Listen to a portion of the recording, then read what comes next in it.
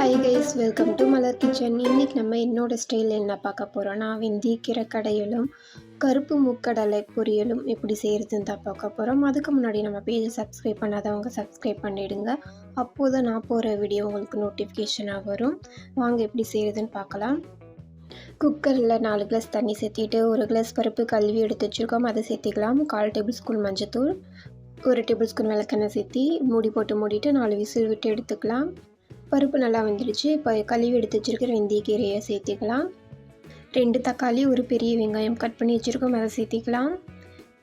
2 பச்சை மிளகா, 1 வரமிளகாய், 3 பல் பூண்டு, 1 டேபிள் ஸ்பூன் ஜீரகம் சேர்த்தி நல்லா கலந்து விட்டுக்கலாம். நல்லா கொதிக்குது. மூடிட்டு ஒரு 3 விசில் விட்டு எடுத்துக்கலாம். இப்போ தேவையான அளவு கல்லுப்பு சேர்த்தி மத்து வச்சு நல்லா கிண்டிக்கலாம். இதே மெத்தடில் ப்ரீவியஸ் வீடியோவில் மணத்தக்காளி கீரை கடையல் செஞ்சு போட்டிருப்போம். அதை விட இந்த வெந்தயக்கீரை கடையில் அவ்வளோ சூப்பராக இருக்கும். உங்கள் வீட்டுக்கிட்டேயும் வெந்தயக்கீரை இருந்ததுன்னா இந்த மாதிரி ட்ரை பண்ணி சாப்பிட்டு பாருங்கள், அவ்வளோ சூப்பராக இருக்கும். கீரை நல்லா மசஞ்சாச்சு. கொஞ்சமாக தண்ணி சேர்த்தி நல்லா கலந்து விட்டுக்கலாம். வேற ஒரு கிணத்துக்கு மாற்றிக்கலாம். இதுக்கு தாளிப்பு ரெடி பண்ணிடலாம். ஒரு கடாயில் 1 டேபிள் ஸ்பூன் ஆயில், கொஞ்சமாக வடகம், 1 கொத்து கருவேப்பிலை சேர்த்து நல்லா வணக்கிட்டு கீரை கடையில் சேர்த்து இடலாம். அவ்வளோதாங்க, சூப்பரான வெந்தயக்கீரை கடையில் ரெடி. இப்போ மூக்கடலை பொரியல் எப்படி செய்யுதுன்னு பார்க்கலாம் வாங்க. குக்கரில் 4 கிளாஸ் தண்ணி சேர்த்திட்டு கழுவி எடுத்து வச்சுருக்கிற மூக்கடலையை சேர்த்திக்கலாம். மூடிட்டு ஒரு 4 விசில் விட்டு எடுத்துக்கலாம். ஒரு கடாயில் 2 table spoon oil, 1 table spoon கடுகு, 1 கொத்து கருவேப்பிலை, 2 பெரிய வெங்காயம் நறுக்கி வச்சுருக்கோம், அதை சேர்த்திக்கலாம். நல்லா கலந்து விட்டுக்கலாம்.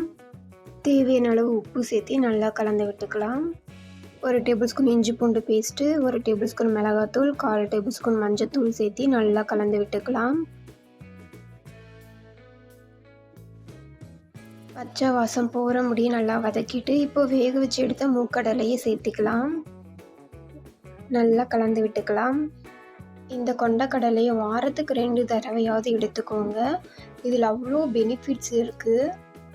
லோ ஃப்ளேமில் ஒரு 2 நிமிஷம் சுண்டல் அப்படியே கலந்து விட்டுட்டே இருங்க. 1/4 மூடி தேங்காவை துருவி சேர்த்திக்கலாம். நல்லா கலந்து விட்டுக்கலாம். அவ்வளோதாங்க, சூப்பரான மூக்கடலை பொரியலும் ரெடி.